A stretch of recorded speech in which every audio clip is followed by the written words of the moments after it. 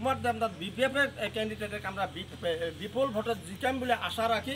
আর মোক বক্তব্য যদি কোনো ভুল ত্রুটি হয়ে থাকে ক্ষমা করবেন বলে আশা রাখি। আরও একবার মই নাঙ্গলের ছবিত সুকুমার দেবনাথ ভোট দেবেন বলে আশা রাখি। মোর বক্তব্য এটি শেষ। খুদা হাফেজ।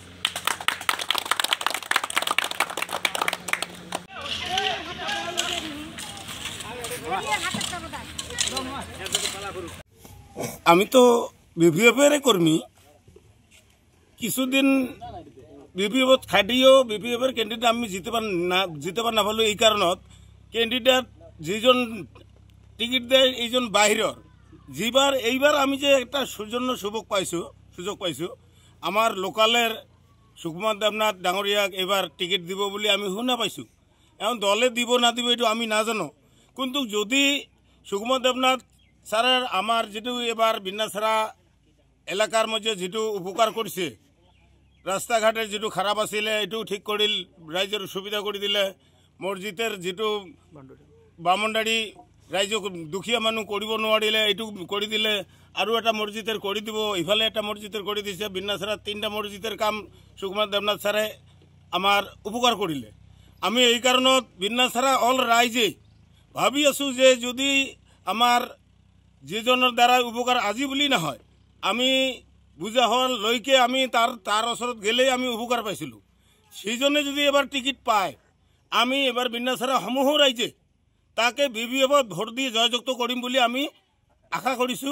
আৰ এইটু কৰিম বুলি এইটা মোৰ এতিয়া আমাৰ এবাৰ বিন্যাছড়া ৰাইজেৰে আশা। এইটু আমি কৰিমেই।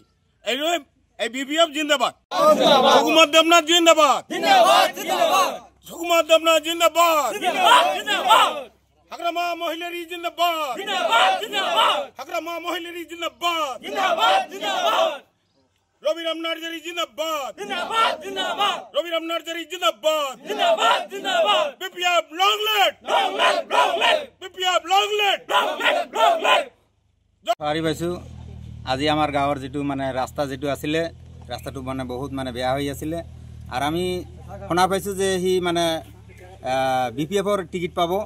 আৰু সেইকাৰণে আমি ৰাইজে তাৰ ওচৰত গৈ মানে আবেদন জনাইছোঁ। আৰু সি আহি মানে ৰাস্তাটো ইনকুৱাৰী কৰি দেখি আমাক বহুত মানে চেন গ্ৰেভেল দিছে। আৰু এই মছজিদৰ বামনডাৰী ৱালখনো দিছে।